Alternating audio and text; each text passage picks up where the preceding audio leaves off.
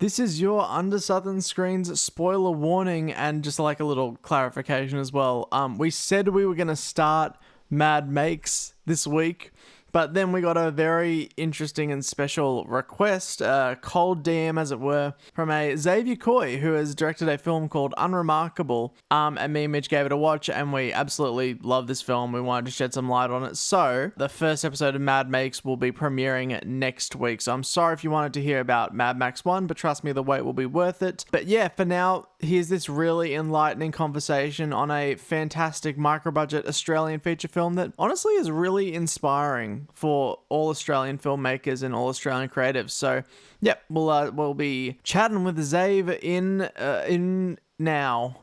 Roll that intro. I am the Night Rider. You're terrible, Muriel. Talk to me. You gonna do that pogo? You've been talking to the cop.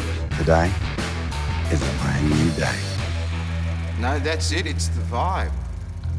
G'day, fellow Aussie film lovers, and welcome to another episode of Under Southern Screens, the most unremarkable Australian cinema podcast. I'm Mitch. And I'm Matthew, and you're really selling this podcast well, aren't you, Mitch? Just getting it. I mean, we've got a guest here, Mitch. You got to really sell it. We're the most remarkable podcast. Can I try it again? Yeah, we're the most remarkable. The movie's called Unremarkable. He's nailed it. I'm going to be real with you guys. I think I'm getting like mixed sets of signals. Have I done a good or bad job here?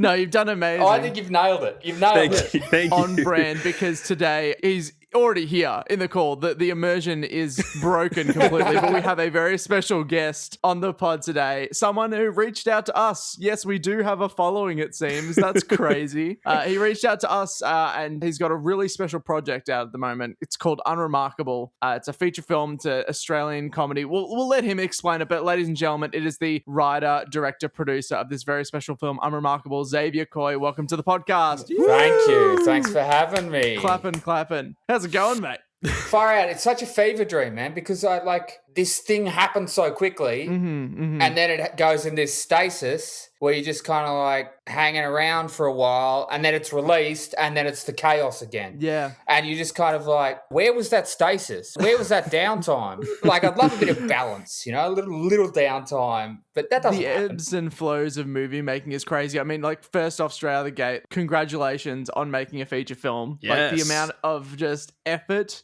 and time and blood, sweat and tears and effort again to make a feature, much less something that has excellent writing and excellent heart and character. Yeah, just congratulations on getting it across the line, Thanks very much, man. Thank you. I appreciate it. It's like so Herculean to put anything to film. So like putting a whole feature, I can't even imagine the trials and tribulations you've gone through. But you're here today to talk to us about said trials and tribulations. Dude, I'm just kind of one of those people. It's like, if I set my mind to doing it, like I'm doing it. The kind of thing where it's like, I'm not going to say it out loud unless I'm going to do it. I'm not one of those people that's like, oh, I'm going to go do this and it just never happens. So the thought process is for me to go, I'm going to do this. It's locked in. It's a done deal. So before we go full deep, can you give us like a rundown of the film, like just a general summary like of what it is, just for people? Yeah, for sure. So the film's called Unremarkable and it is following Sydney's most unremarkable man's attempt to make $1 million this year with his wacky business partner, and I say that loosely. He's just a local sort of nut job, I suppose. Christo. His suits are immaculate, though, I must say. His suit is on fleek. I wish I had that drip. Yeah, he's a sharp man. He's actually my groomsman, so I think he might be pulling that suit out. Yeah, at the wedding. So they're trying any wacky business venture they can until Tim, the main character, his health shifts. He gets very sick. It's a life-affirming odyssey with all sort of weird and wonderful adventures is how I'd put it, with a lot of heart and him going to do the important things in life and like pole dancing. Oh, well, that as well. Was good. That was good. An all-encompassing feature, mate. Yeah. I mean, we'll go into the background, but how is that to film just in general? Like, because I'm guessing you're not an experienced pole dancer. You're not trained in the art. Dude, there were so many times in the movie where I'm like, why have I written this for myself? Yeah, it's so real. I was like, it'll be funny, but I'm really, really like, they're self-deprecating, and then there's just like, okay, there's another layer which is just like, you are going hard on taking the piss out of yourself here. But it's the committing to it that I think is so strong as well, because it radiates on screen like the heart of this protagonist. Tim Smith is the lead character, and he's just such a relatable everyman. And I was saying earlier, the best part of this film, in my opinion, is the excellent colloquial writing, I think. So yeah, tell us about how you sort of formulated the script and got the idea flowing originally. To be honest, I actually don't remember. I write a lot, and I write very quickly. So I sort of get into this weird like zone, and then it just, once I'm there, it's kind of impenetrable, sort of like life just sort of flows around me, and I'm just like locked in all the time, and then all of a sudden it's sort of done. It's this weird thing. I kind of describe it as, it's my subconscious meeting my conscious mind, and I'm sort of like, that's what I don't really understand, the ego around this sort of shit, because you can't account for stuff that's just happening up in your head. It's not me. There's a portion of me writing it, but my subconscious is doing a huge amount of the work. Exactly. And I'm sure you think about it 24/7, and then ideas come and go, and it's such a everlasting process. Yeah. Totally. Like, as in, you know, like the conscious part of me is going, well, here's the structure. Here are the character arcs. Like, you know, it's kind of the A to B to C. But, you know, I've never sat down to write a script and known a single line of dialogue I was ever going to write. You just have to trust that that's going to come out. And that in your head, the characters, you know them well enough that by the time they get to talk on the page, they're going to ring true to what you've conceived in your head. I wrote the first draft very, very quickly, like maybe 3 or 4 days or something. Wow, yeah, Impressive, okay. yeah. It's good. And then constantly churned away at it for a while. But from the time of writing to the film being finished, it was only like 9 months or something. Like a child, mate. Yeah, Like a exactly. It was a pregnancy. It was a term of a pregnancy. It was nuts. Yeah, the conception happened where I'm sitting, I guess. How beautiful. Yeah, I know. Never actually thought of it in those terms. How quaint. This is what happens on Under Southern Screens. We throw you with the first question, mate.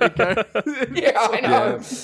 But so it was nuts, right? Like, I literally wrote the script and I was like, oh no, there's something in this, because as I said, I've written lots and lots of things, but when you're making a movie like this with limited resources, limited money, you know, you have to just be like 1,000,000% like, no, there's something in this one that I have to go for. And I felt it with this, like the blend of comedy and heart. I just sort of felt like from the outset, pull the trigger, go, just make it happen. This is it. Yeah. With like the concept of this one, did you start off with it's a guy trying to make $1 million, but then he gets this health issue, or did like one come after the other? Like, where did you marry those two concepts together? The initial sort of skeleton idea was, I really like the sort of tragi-comic figures, you know, for example. So like an Unremarkable Man, the health scare, and then where that film goes, blending drama and comedy. I really love the moments. I've written a bunch of characters like this where they are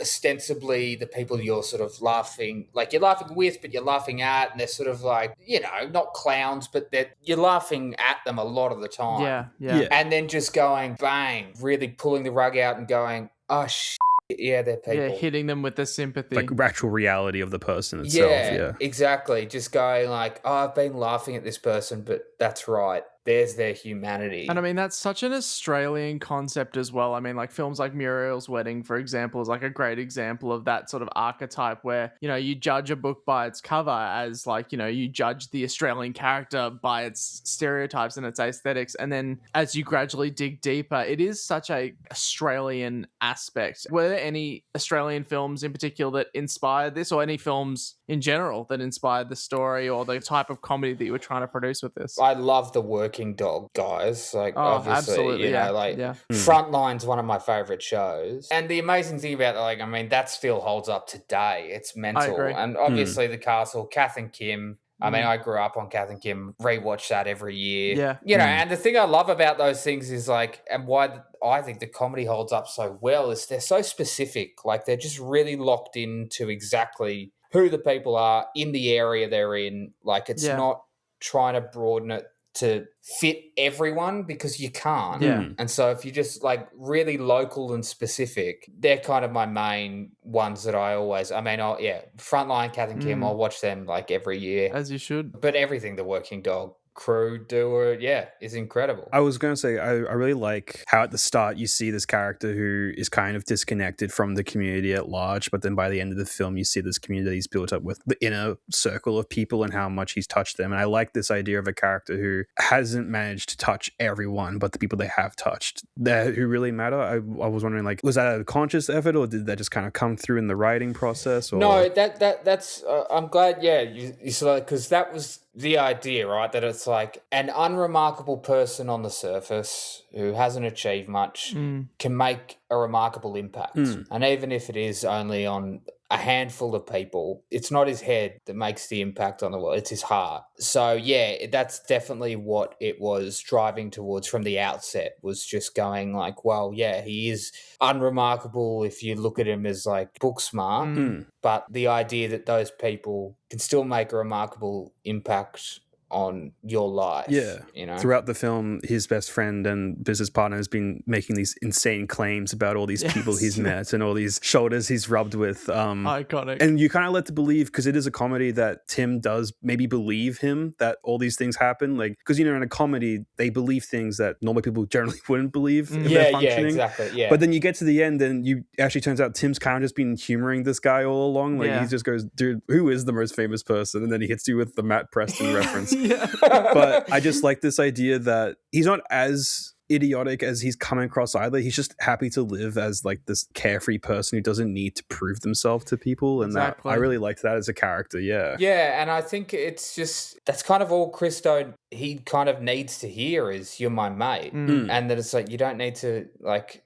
it's okay. I'm not here because of all the stories. I'm here because I love you. You're a bud. Yeah. So human. That's so beautiful. That's such a beautiful message, I guess. The way you've been able to balance that real humanity with mundane bits of colloquial comedy. I'll constantly ride that point to the day. Like, my favorite exchange in the whole film is the scene between Tim and Christo talking about how people graduate from eating chips to eating biscuits. That's true. That is absolutely true. It is true, though. I remember when I true. wrote that, I was just like, hang on, this is like a proper epiphany, Legit. man. Like, what the fuck? When did I start just going like water thin? I mean, you can read into it a million ways, from like, as you grow, your life becomes more savory and blah, blah, blah. And sort of, like, it's just the metatextual levels that I'm sure people read into it are crazy. But I mean, talk to me about those bits of just at a level mundane back and forth bits. How much of that is in the script, and then how much of that comes out in improvisation, or like just through working it with the talent? So basically, the way we did it was we'd shoot him clean, especially me and Christo, because he's one of my best mates. Nice, yeah. And he's an incredible artist as well. Got to shout him out for that. He's incredible. And he's just a very funny dude. You can tell. His performance is fantastic. Like, I wrote it for him because the challenge with a character like that is you got to keep him grounded, that he is believing everything he says, heightened enough that he can deliver these ridiculous tales. And to get that balance right, it was like I could only write it for him, but we would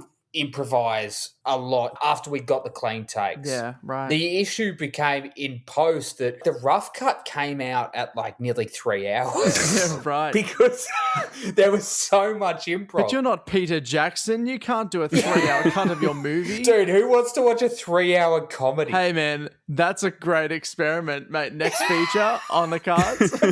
Uncut, unremarkable. Yeah, exactly. There was a lot of improvising, but we just couldn't make it in. There was stuff that was improvised at the end. I can't remember. I remember one thing that was like, I just remember, I don't know if you remember at the start with the sign. Yes. Said dreams live here. Yes. That whole bit, I just saw it and went, yeah, okay, let's go. Let's run with that. That was actually a really good bit. I like the part where he just kind of throws it on the ground. It's like, it's still going in there. Yeah. So little bits and pieces, but it was pretty true to it just had to be because of time in the end. It ended up being pretty true to the script. When watching the final party scene, I noticed that that the person who plays your sister looked a lot like you, and so I was like, oh, I wonder like how many family members are in this. And then you get to the end, and there's quite a few Coys in the last name section of the cast. I was wondering, like, is there anyone that you auditioned for, or is it all just friends and mates and family? So my sister Hannah in the movie is my sister. Yeah. She's literally my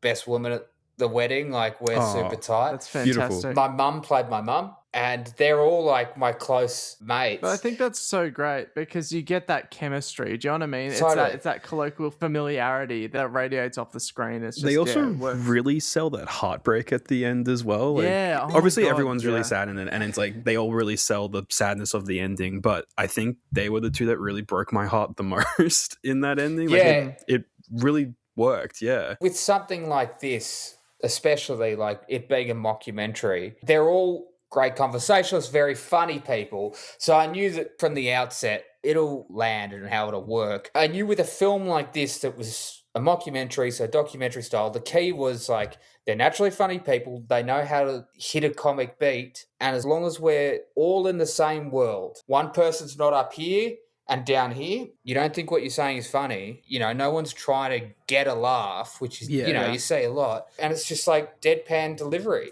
I knew that we could work with that. And they're all fantastic. I mean, the soundtrack, Cam's music, he's my oldest mate. Oh, that's known him since I was 3. honestly amazing. Actually, here's a funny thing. As everything's sort of coalescing into a very sad moment in the rainforest, that song is a beautiful song called Forget Me Nots. A guy who was my next door neighbor, he was a few years older than me when I was like a teenager. He is a hobby musician. He's not like a, you know, musician who plays for fun. He wrote this song, right? So I've had that for 20 something years. Wow.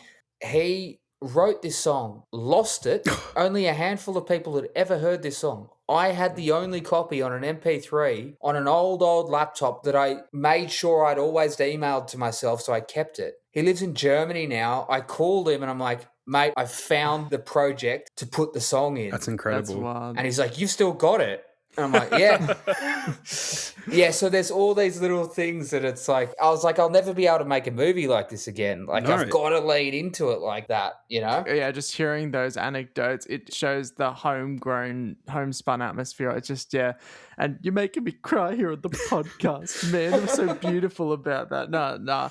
I mean, on that, this is a micro budget film. So talk to me about like the production phase and working within the micro budget sphere. Obviously, there's going to be like limitations, but then also it provides a lot of creative solutions. So talk to us about the hell of making a micro budget feature. Yeah, it was very, very full on. No, I thought it was a walk in the park, mate. You know, just one shot. Yeah, it seemed like it was pretty easy, seemed pretty simple. Just whip out a camcord, you know? That's what mockumentaries are about, bro. Oh my God. So, he's about to delete the call.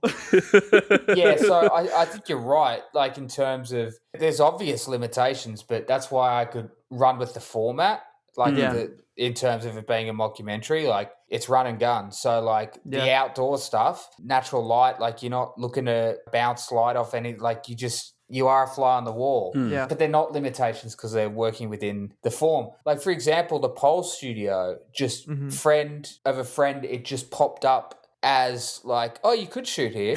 And it was like, might as well. Yeah, that's like, well, I'm like, well, that actually makes perfect sense. Like, I have to now. But because I was writing it and directing it and it was in it, like, it was just kind of like, if I saw an opportunity that made sense within the story to explore, that I could just go, all right, sweet, well, we're going there. From the outset, it's like that scrapyard, for example, you talk about your limitations and having to get creative and blah, blah, blah. But that scrapyard is literally around the corner from my house. And, you know, I walk past that and I go, oh, that's the perfect location to shoot Tim and Candace's scenes. I'm the exact same. Like, I'll walk past a place, and I'll be like, I could film a scene there. I don't know what scene I could film, but I see cinema. Exactly. I'm like, okay, this is a scrapyard. It's so visual. It's so, like, it's such a inner West Sydney vibe as well. And it's like, well, these two people who their life is kind of a scrapyard. Like, it's just kind of like, you know, they're just sort of these average people that their lives aren't going to like huge heights. Yeah.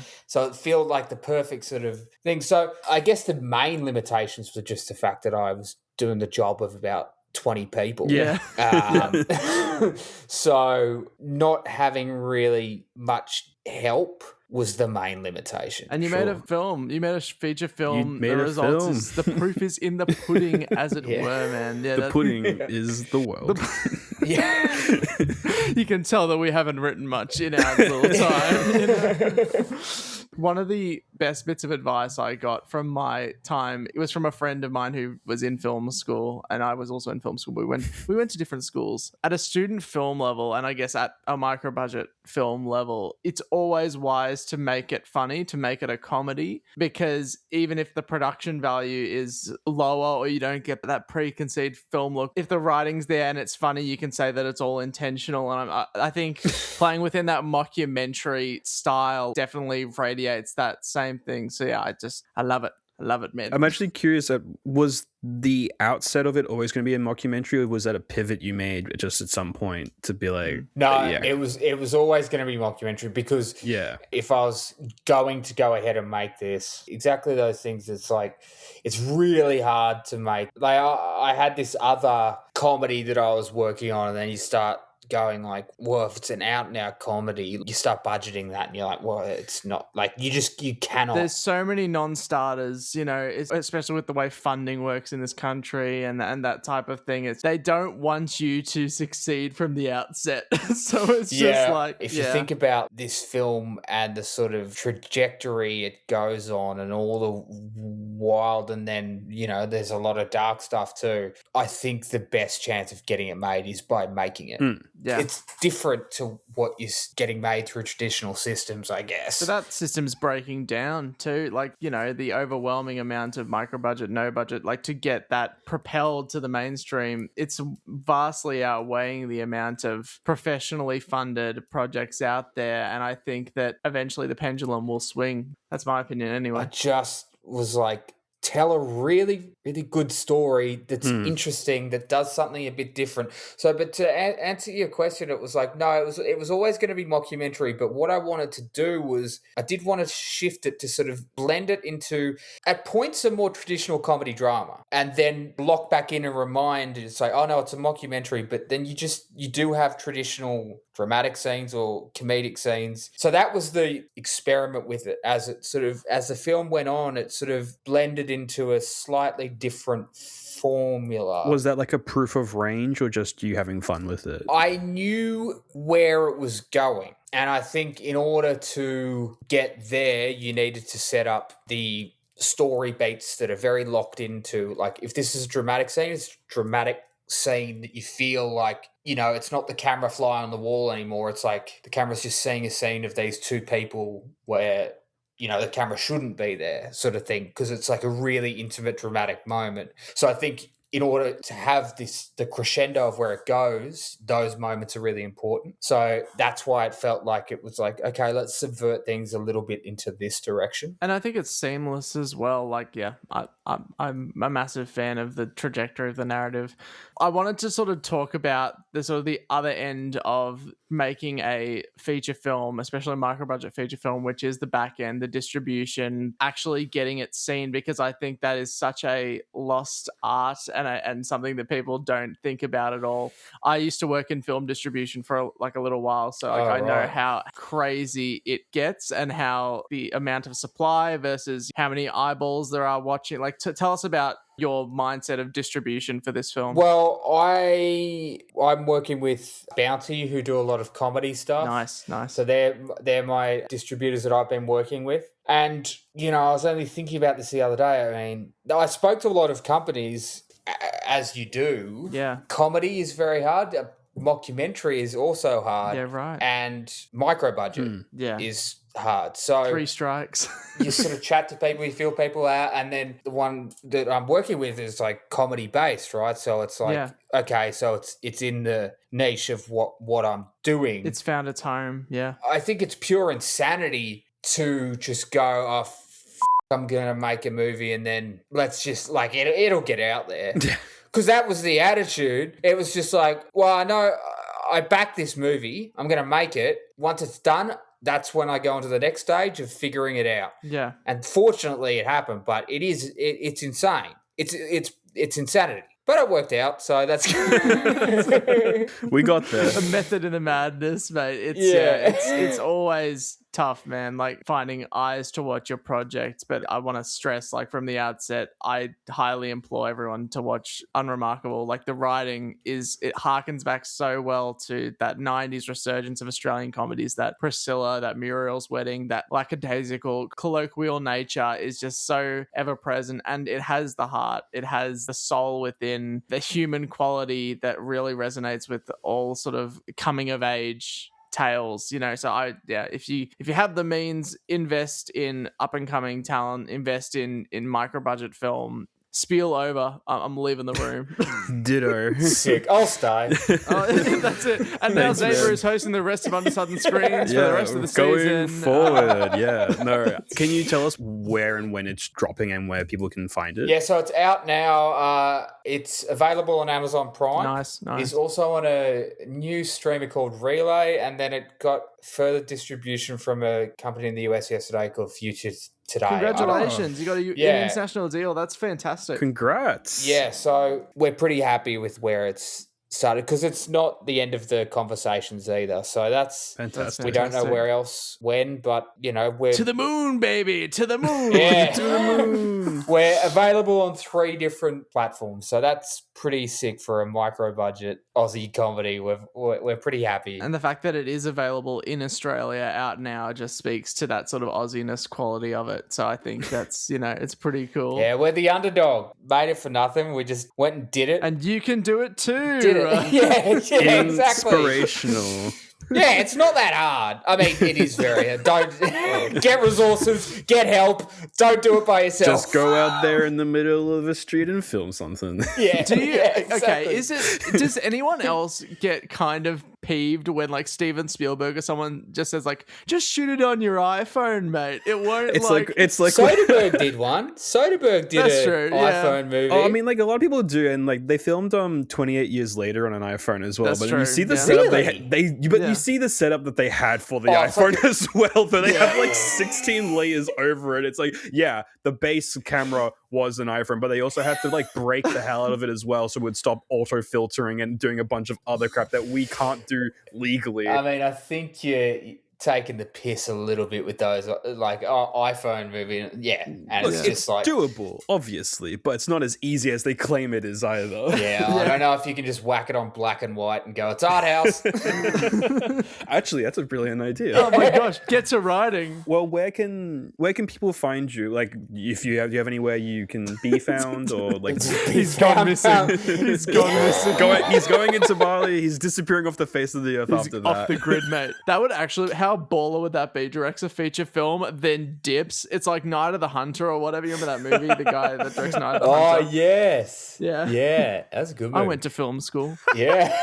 Where do you find how do I answer that question? If you want the public to find you somewhere, I guess there's the Unremarkable Instagram.